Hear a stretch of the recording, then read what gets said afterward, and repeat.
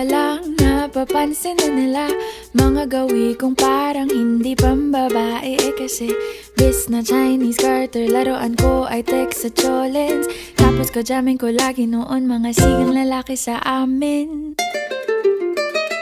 Nung ako'y mag-high school ay napabarkada sa mga bay. Curious na babae na ang hanap din ay babae.